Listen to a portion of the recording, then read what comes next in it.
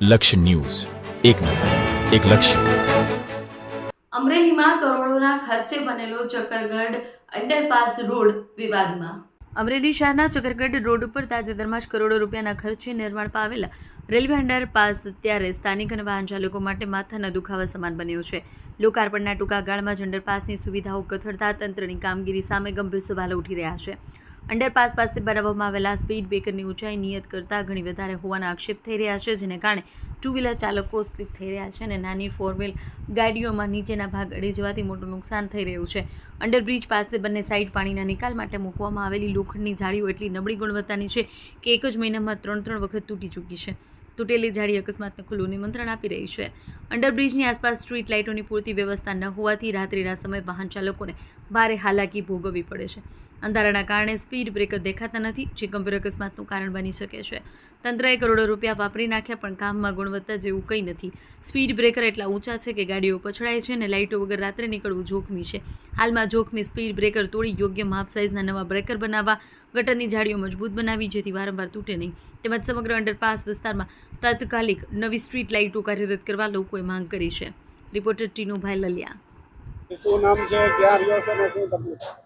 હું વિપુલ ગજેરા. 2 મહિના પહેલા ચક્કરગઢ રોડ ઉપર ગરનાળા બનાવવામાં આવેલું, તેને બમ્પ બનાવવામાં આવેલો ગરનાળા પાસે.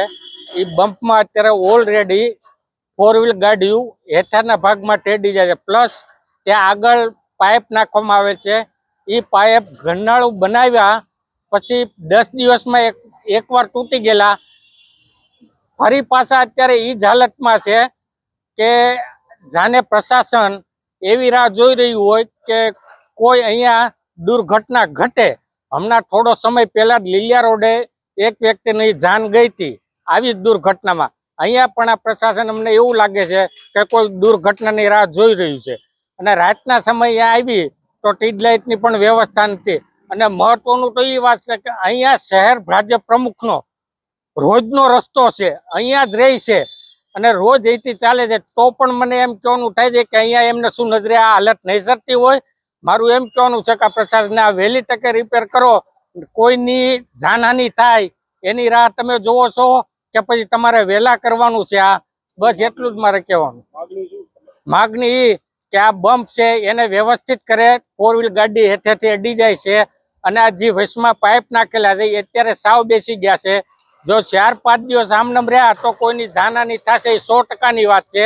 એટલે વહેલી તકે પાઇપ પણ રિપેર કરો, બસ અમારી માંગણી એટલી છે. અહીંયા બે બાજુની સાઈડમાં બમ્પની એ હાલત છે અને પાઇપની પણ એ હાલત છે. આ પાઇપ મહિના દિવસની અંદર 3જી વાર બદલે છે. એટલે આટલું હલકા કક્ષાનું મટીરિયલ વાપરવામાં આવતું હશે, આટલો બધો ભ્રષ્ટાચાર કરવામાં આવતો હશે. તમારું કાંઈ ને પબ્લિકનું તો વિચારો. અહીંયા 5000 બેની દીકરીઓ સંકુલ આવેલું છે, 5000 બેની દીકરીઓ અભ્યાસ કરે છે, નાની બાળાઓ છે. હાલો સમજી લો કે એ બાળા નીકળતી હોય ને આ દુર્ઘટના ઘટી તો એનું જવાબદાર કોણ રહે? પ્રશાસન કે કોણ રહે? એ મહત્વનો મુદ્દો છે. પ્રશાસન તો ગમે એમાં હાથ ઊંચો જ કરી દે છે કે અમારો વાંક નથી. તો આ કોનો મા બાપનો વાંક કહેવાય કે અહીંયા સ્કૂલે મોકલે છે કે અહીંયા મોકલે છે? એ શું નામ છે, ક્યાં રહ્યો છો ને શું તકલીફ? મારું નામ ભાવેશ ચાવડા.